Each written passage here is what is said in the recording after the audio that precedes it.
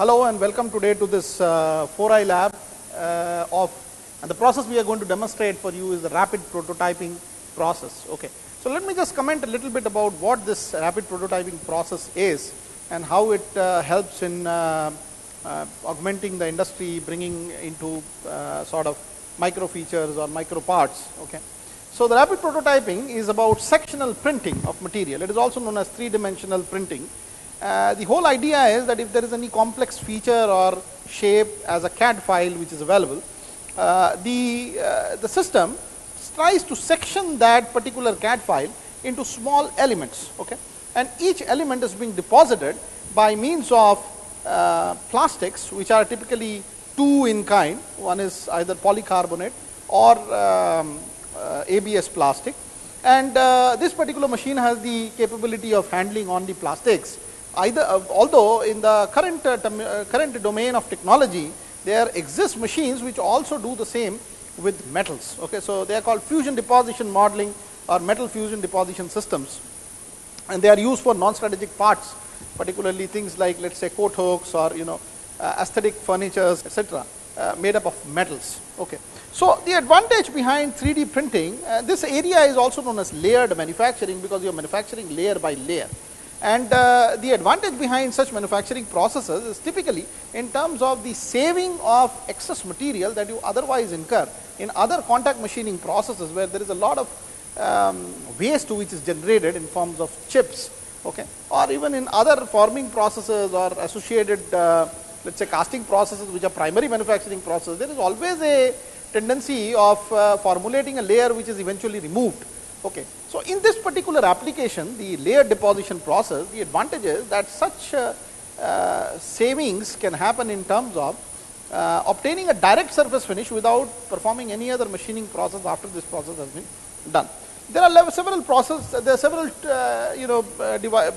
shapes and sizes which have been fabricated with rapid prototyping. This right here shows a part of a horse saddle. Now you can see this is a horse saddle. Okay. So here, for example, this actually is sort of the way that a person customizes his requirements for riding horses, etc. So everybody has a different physiological shape, and therefore it's needed that particularly something like a saddle should be able to customize to the particular user which is there. Okay. So not only the process is highly economical in terms of material saving, because you are just depositing rather than this is a material build-up process or I would say a surface machining process rather than a bulk process, which is subtractive in nature. Okay, so this material is an additive process. But apart from that, the main advantage of this process is that you can highly customize the parts or the features to the taste of the customer. And you can make very complex shapes which otherwise is not doable with these different machining techniques which are around. Okay. And in a way what happens is that once your CAD file is designed, irrespective of whatever is the complication which is involved, I'll just show you, for example, what I mean by complication. Okay, this is a crankshaft, okay, of an automotive. You can see the design and you can look into the kind of complexity which is involved in designing such process.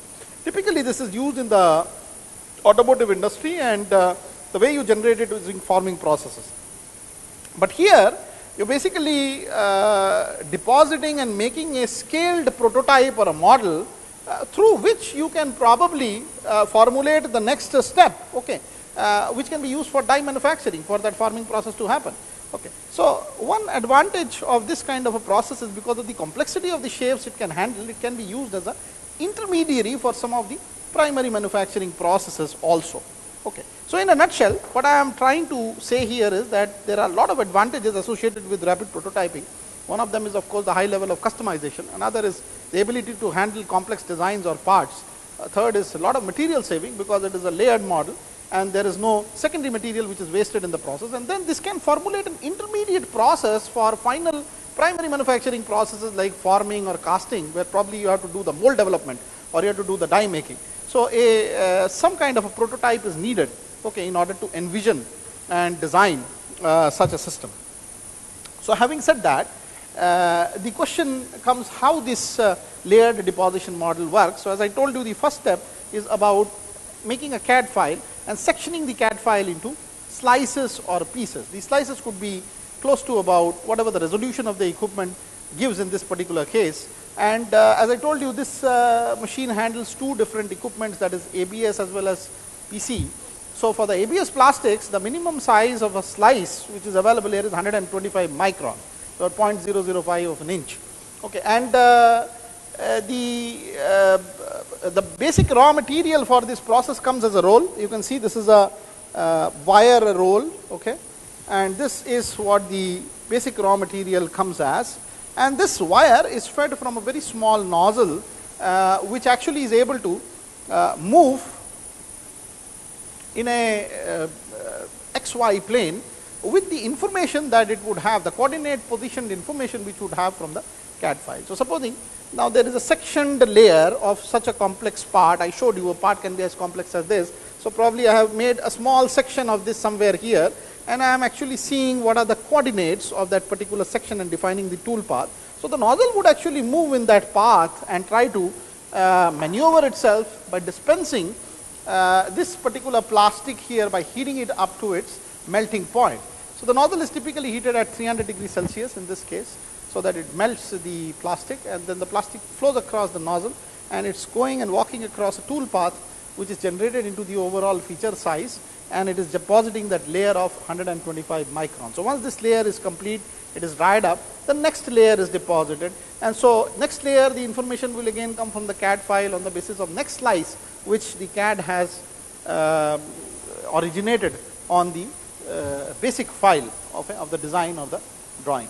So here is a very interesting technique. Let's look at the machine a little bit. Let us actually open this system up. So as you can see here, there are two parts basically of the machine.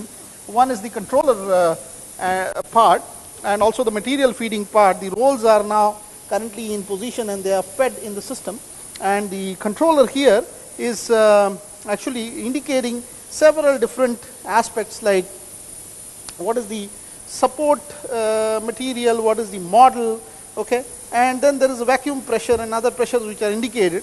There is a small toggle switch here at the corner here, opening which would generate, a toggle switch would be operational here as I showed you only when the machine initializes itself. So there are several processes which are happening here after the controller has been switched on, and one of them is basically to auto home or auto position the dispenser unit or nozzle, okay, in the XYZ plane, and also it does several checks and balances at the beginning so that the machine can be completely initialized for the next run. Okay, so we'll have to wait for a little bit until the cursor here comes to unlock door, and at that point of time we can actually open the door. You see the light has been on inside the chamber where the rapid prototyping can actually happen. Okay, so the first stage of this machine would be related to setting up of this machine. We'll go back on the computer and try to make a CAD package and try to mesh it in a particular manner with all these specifications, where a file, a machinable file can be created for this system, and then this file would be transported in a soft manner into this system, and the machine path etc. would be predefined. So all what we need to do is to transport that file and then set this machine on and forget about it, so that the part can get manufactured inside this oven or the part containment which is there in the machine. So we want to now do this auto home, so we just need to enter for doing this command, and you can actually see now inside, if you have a look at it, the stage is going up, and there is a position of the nozzle with respect to the stage that is happening within this particular machine, okay, so that you can have a home position for the workpiece with respect to the nozzle, okay, within the machine system.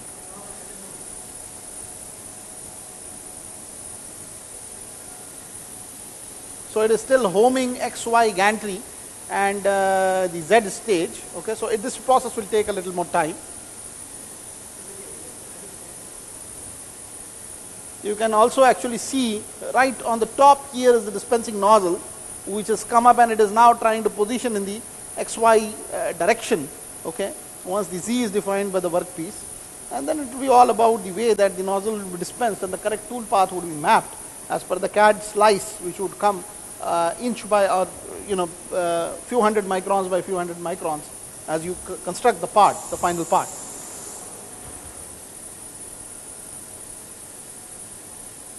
So the controller here, as you are seeing for the RP machine, after the homing of the XYZ has happened, stage has happened, shows a lot of options like build job, operator control, model status, maintenance, so on and so forth. Each of these has a certain meaning, and I will describe these along the way as we do the machining process. However, once we want to just actually first clear the stage with the existing whatever is lying inside, okay, from the last run, okay, and then basically try to prepare the stage for this particular run.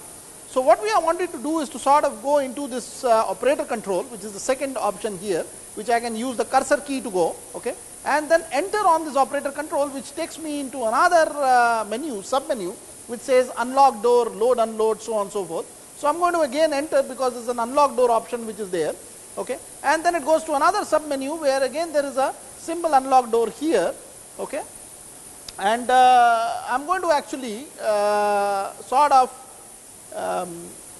start this, and this enters, or this actually is able to open the door. We cannot leave the temperature on for a long time because this actually is the sheet, the Mylar sheet, which was from the last run. I am going to remove this Mylar sheet and put our sheet here so that this becomes a new run actually of the process.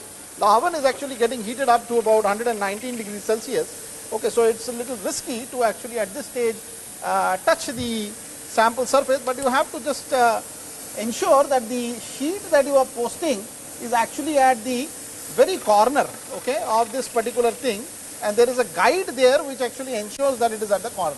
Once it is done, you can close the door back, okay, so that now things are in place, and the next step that we want is to actually go back to the CAD software in the computer station and be able to process a particular file so that we can transport the file here in a soft manner and start and initialize the machining system. Okay, so basically now, as I told you in the last step, we demonstrated the machine. We said that it's really about a CAD file and how you can slice it into different pieces, which ultimately would define how the tool moves, or the tool path would be defined in that manner. So here, in this particular workstation, we would like to actually slice a CAD drawing into pieces. That is number one. Number two, there is a huge issue that supposing this is a part that we want to manufacture using RP. Now, we'll have to somehow suspend it in a manner using supports so that the whole part can be fabricated. And for doing that, the question is that how the support should be kept in a minimalistic manner, where later on that can be cleaved. There can be a parting line from which the main object can be separated from the support, and the support actually is the most hollow part with as less material as possible, okay, in comparison to the probably the object which is more solid in nature. So therefore, there has to be a provision associated with the machine where how to handle the part by keeping it at a certain inclination, or maybe keeping it parallel to the ground with some kind of an angle so that the whole part can be getting created, okay, and also about what are the dimensions, how the CAD file which has been designed earlier has to be transported, those issues have to be sort of catered.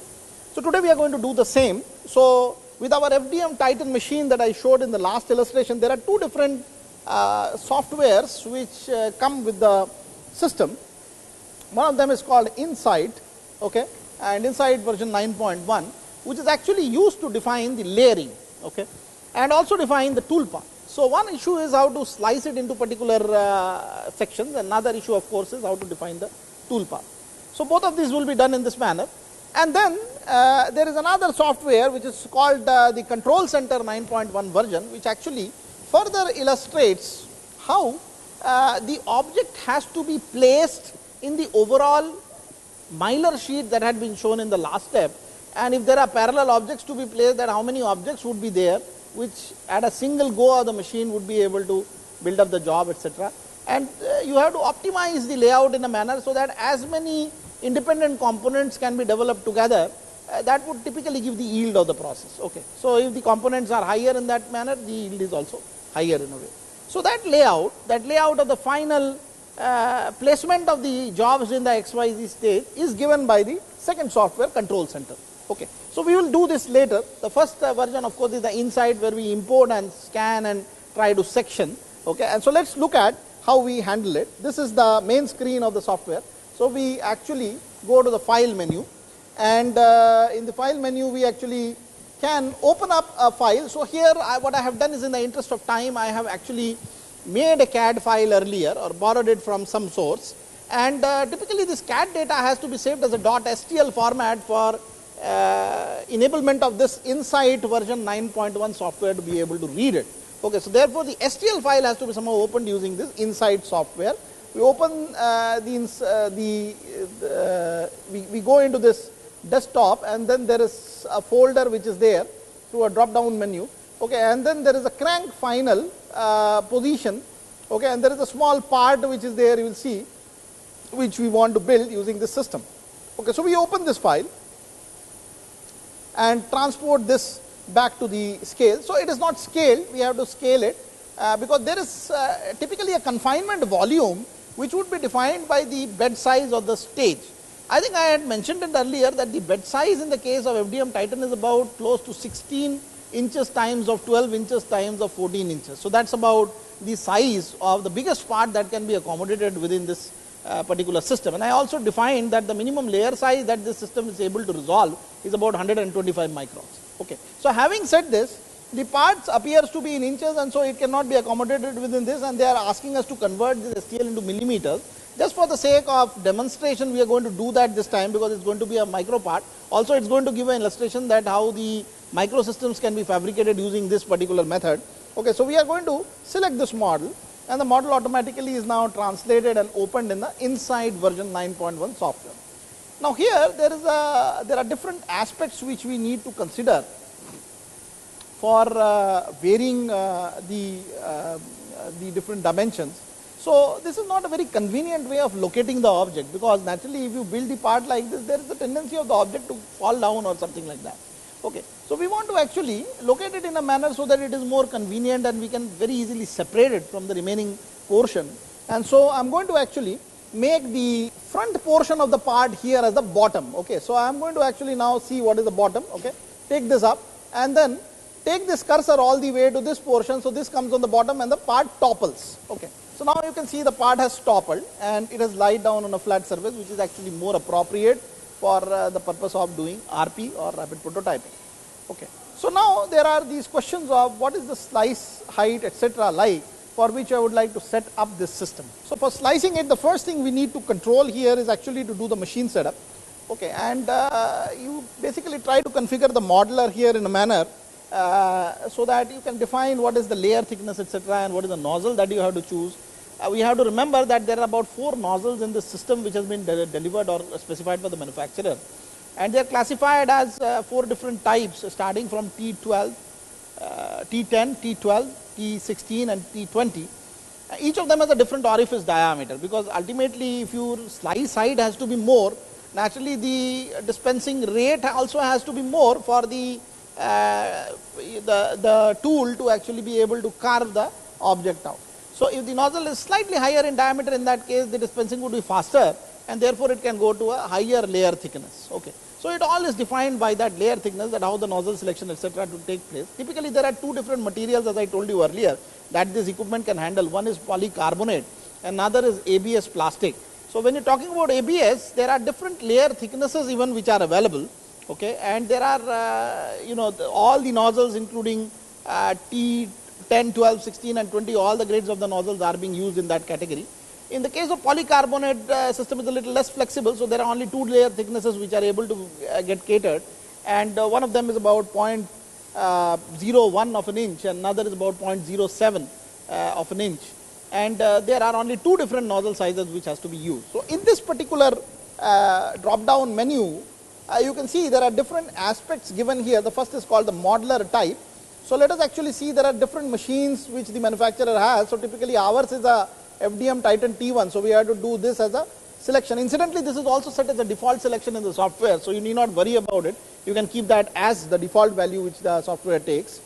There are different materials again. So, in this case it is polycarbonate, but there are ABS materials, there are variety of different even polycarbonates, okay, which are available. In this case we want to choose a simple polycarbonate PC. Okay, so it is demarcated by PC.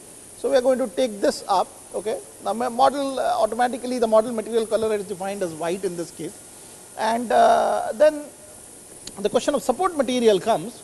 So as I told you that if there is a complex shape like this and you want to position it over a certain surface, you have to give a support to get it standing. So most of it is in air, and you can actually build by using layer by layer fabrication approach. Okay.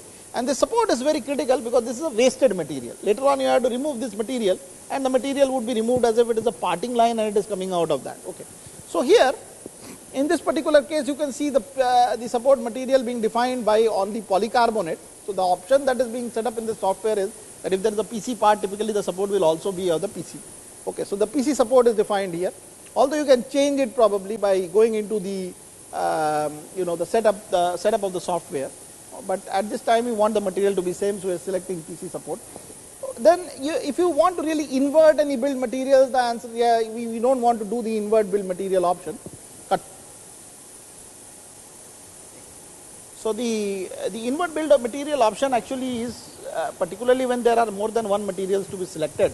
Unfortunately, our machine is not capable of handling this option or selection of multiple materials, and particularly if you want to deposit something which is like a layer by layer of 2 different polymeric structures or maybe 3 different polymeric structures, the option of invert would come in more handle.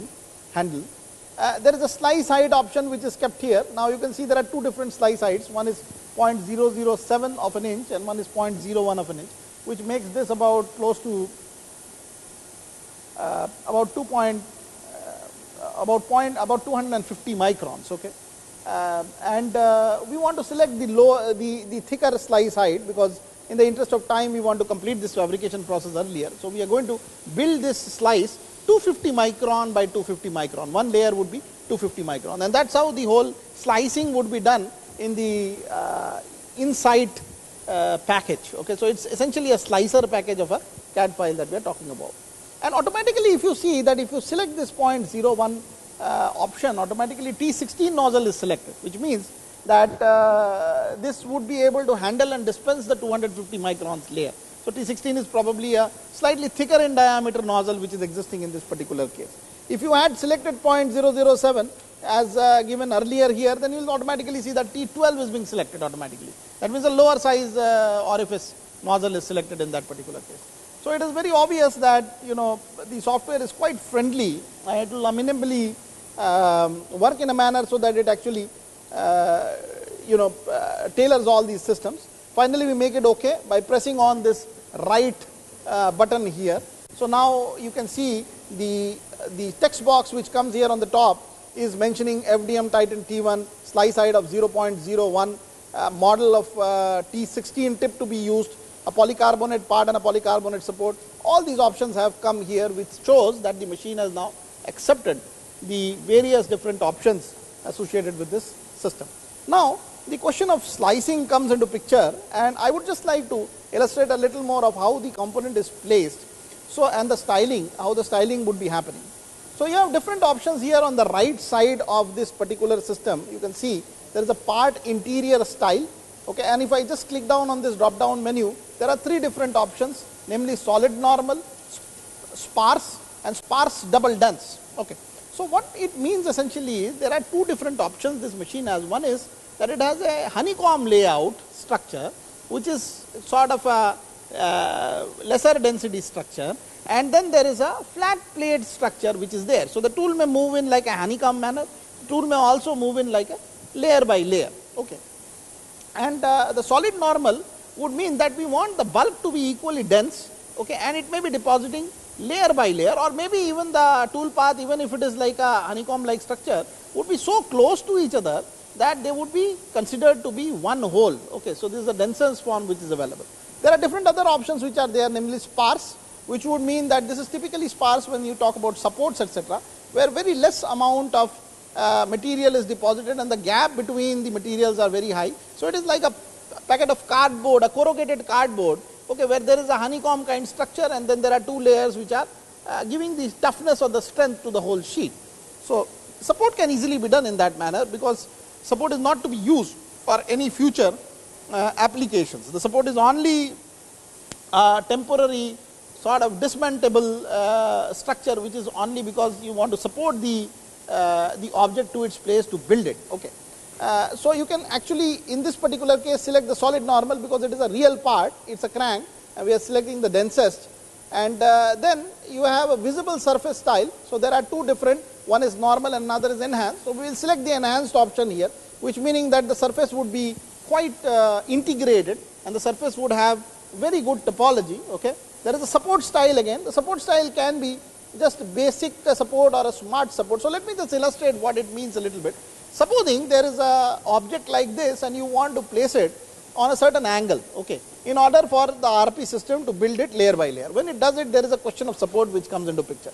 So, one support can be just simply orthogonally placed like this. Another support can be at a certain angle which is able to still support the weight of this guy, because you will have to calculate when the CG of this person or the CG of this particular object is within the periphery of the support. Okay. So, if supposing the CG is within that support, then it will not topple, and that is the basic idea, that you do not want the part to be toppled while it is being made. So, you can skeletonize the support material in a manner so that it can do its job by at a certain angle also. Okay. So, this is called a smart support, which actually saves the material. So, one option could be to just give a thick grill like this in a perpendicular manner, another can be to go like this, make a certain base size, and then from there go at an angle and be able to support it, so that the overall CG is still within that base material. Okay. So, this is the way that the support is designed. I think you probably understand philosophically how the support would be able to manage, and the idea is the support should be minimalistic as possible. So, in this case we will do the smart support. So, we will actually select the smart option here. Okay, so, automatically the software will calculate that the support is not much of the material, okay, wasted. And then of course, you have a system mode, which again is fine system and the normal. So, we will select the fine option, because the system has to do a good job in making the integrated surface quality of this part by depositions, and we have kind of done at this level by setting up all the parameters for the slicing. So, let us look at how the slicing happens. So, if I press this option right here, you can see that the system slice is available now. You can actually go up and you can see each individual slice being made in the software. So, each slice has now a thickness of about 250 microns. That is the beauty of this whole process. Okay. And what I would also like to illustrate here is that once this slicing is made, you can actually also look at the independent slices by these options here on the left corner, where you can go from the top end, okay, and then with the page up, page down option, you can actually keep on varying this and see what are the various layers which you have to deposit. And in fact, this also mentions what is the tool path to deposit that layer. Okay, and finally, you will see that the whole surface is being constructed based on that. Okay, and then you can also do it simultaneously from the top surface as well. And you can go up by doing the page up, okay, in a similar manner, and that is how typically you get all the support. So, here again coming back to the same option, I can just there is a option here with all slices shown together in a patch, which will reinstate back the whole sample or the piece, okay, in the system. And so, therefore, this is how tentatively you can look at the slice plot. So, once the slice plot is done, and the question of defining the tool path comes into picture. So, the other option now we have, once we have actually done the slicing, we have to create a support system here. There are certain holes, etc., which you are not able to see because of the intense slicing, but you can see there are certain holes, etc., which has to be created. Okay. And therefore, there has to be a support within them, where typically the density would vary, etc., and there can be easy cleavage, okay, so that the support can be later on taken off to create that hole in that particular dense structure. So, having said that, let us actually go to this other option here which says support. So, create support for the current job. So, I am going to just press click on this, and now the software is going to create supports here. So, here you can see that there are these yellow lines which are actually reflecting what are the support media which is there. There are these supports which are made here, the supports which are made on the periphery of the object, okay, something like this. So, you have built up the supports here, and then finally, we want to actually find out that within one such section, what is the tool path which is getting created, and the tool path is reflected by this green symbol, which is actually reflecting the zigzag motion of the tool path within such a domain. And I want to create the auto tool path. So, the software actually now tries to compute and create a layer by layer tool path. So, that you can easily look at by going to the various layers, how the tool paths are varying, and you can see that how the different layers have been, the green actually represents the tool path.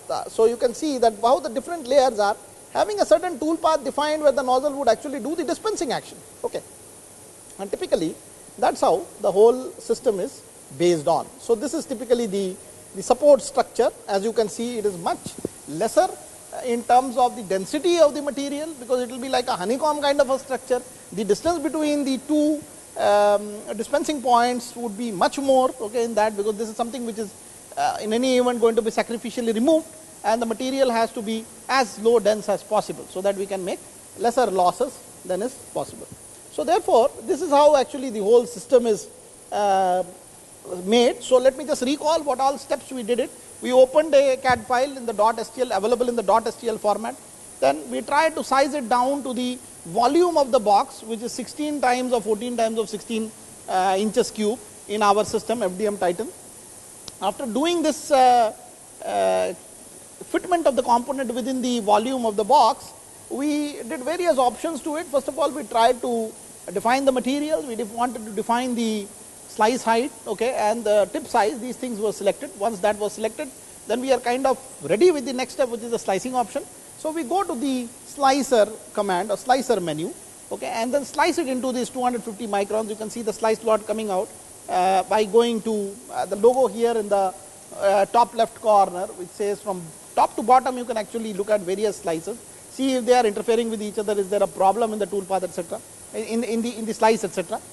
And normally there is no such problem, because the software is a highly error free slicer which has been developed.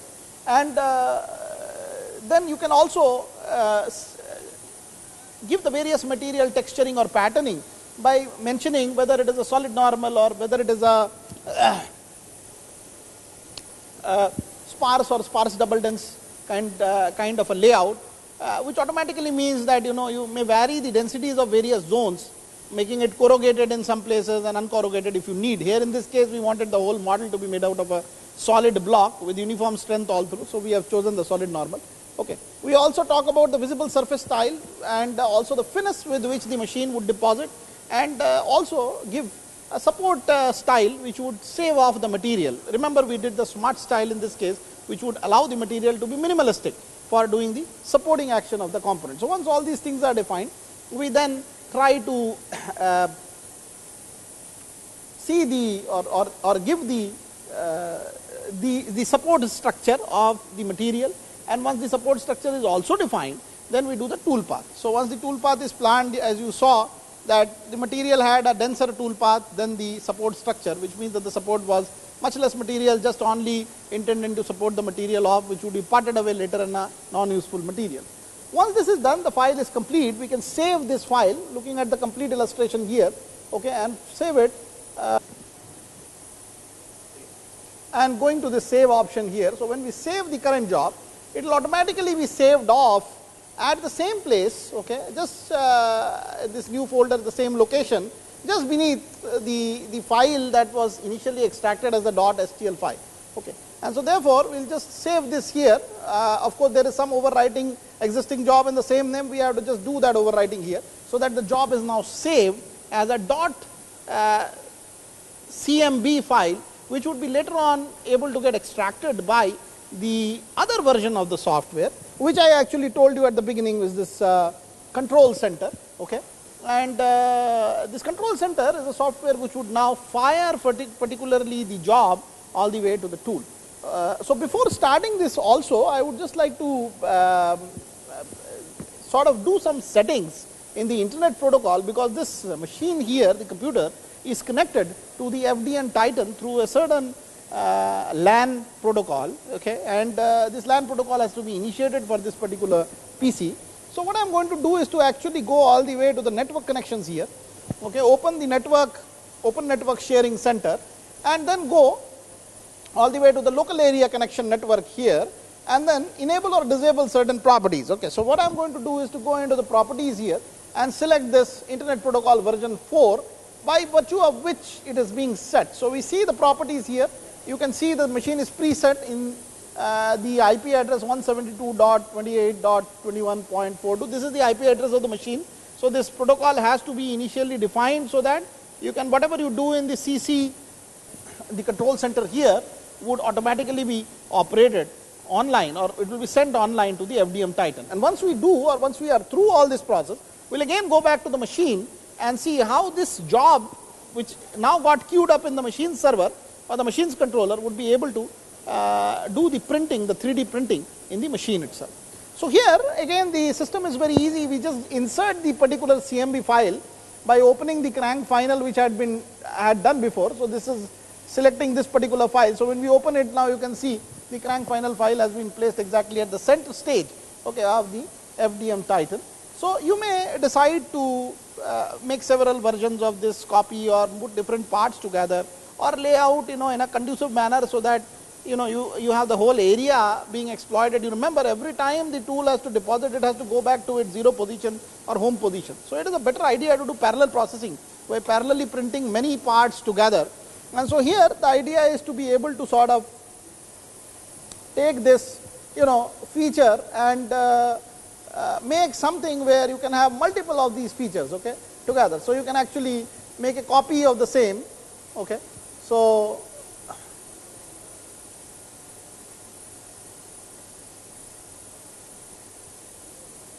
you can make a copy, and you can say that you want 3 copies, so the same thing would be copied like this, okay, and then you can place it one by one, if you want to do that way, so that you have many of such items. If you had multiple items in general, I mean all the parts may be different parts also, you can place like this and make an array, okay. So the purpose of this control center really is to make minimalistic effort on the part of the dispensing unit there within the FDM Titan, so that maximum printing can be done in the stage altogether, okay. So it makes it from a serial to a parallel process essentially. So once this is done, I would just like to sort of remove some of the things that I had made. I just want to print only one for the sake of clarity, okay. And you can actually rotate it, invert it, you can actually select this particular part here, and you can rotate to any particular direction, okay. I would just like to prefer the orthogonal direction here in the interest of the printing, so that the tool path is saved for quite some time.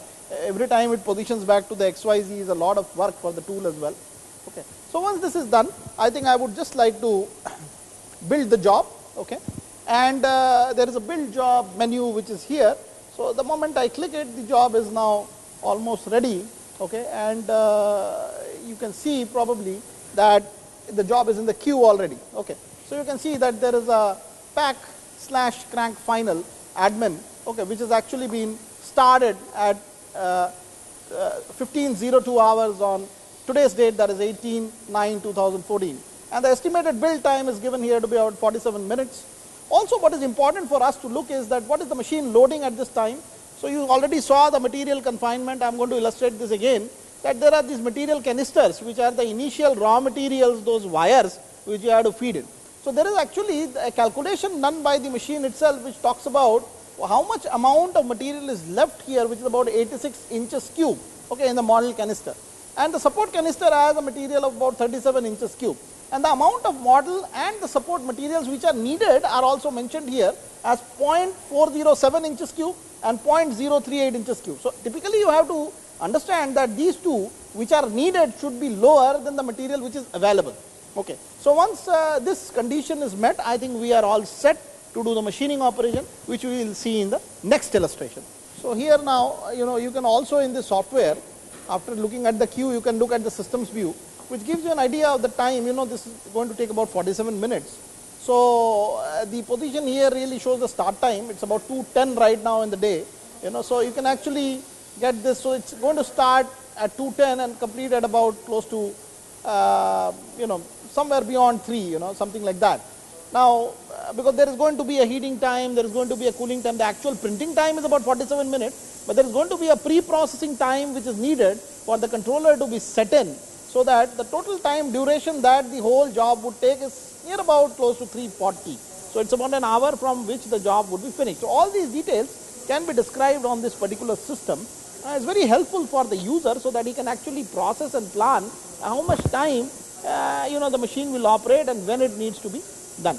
So once this is done, I think I will just simply close this particular software, and we are now machine able to go to the workstation. And so basically now, I'd just like to demonstrate what happens in the controller of the machine. The sliced part has already come and it has been queued online to this machine here. If you just look into the controller, the screen right here says build job. Okay, so there is an option called build job. Down here are a set of keys where there are different controls which are available. If you want to escape from a certain command, you just press this escape button. If you want to go into the command, you just press enter button, and then you can actually go up and down with these cursor arrows, and then needful would be done in terms of parameter setting later on. Okay. So we just enter the build job menu. So once we do that, you can see that they are talking about build next job, and then they are saying crank final. So this is the job which has been queued to the machine. I'm going to build this job now, and the moment I press the menu key here, you will see that first the stage would go all the way to the initial position, and also there would be a setting of that dispenser nozzle to one corner, which is the home position for the nozzle, from where the printing would start to take place. So I need to just do this build next job E crank final. The moment I enter it, now they are saying need all 4 canisters present. So the job can be done by 2 canisters, because as you saw that the PC support material as well as the normal PC which was there was having volume wise much larger volume in comparison to the need which was there to develop this particular job. So I just go to the continue option here and just bypass this. So now you can see that inside the machine cabinet you have the auto positioning of the dispenser tip, and then slowly the stage is coming up all the way to the point when the initial dispensing will start. One thing which is very clear here is that the tip has gone to its home position, and we had also defined our job in that particular pocket only, so that there is not much motion of the dispenser to be made with respect to the stage. So once it is all set up, there is an option here which says demo bounding box. Okay. So if you go back to this particular controller here, you see there is an option which says demo bounding box. All it means is that when I am going to press this demo bounding box, it will show the domain within which the printing has to be done on the surface of the 3D printer.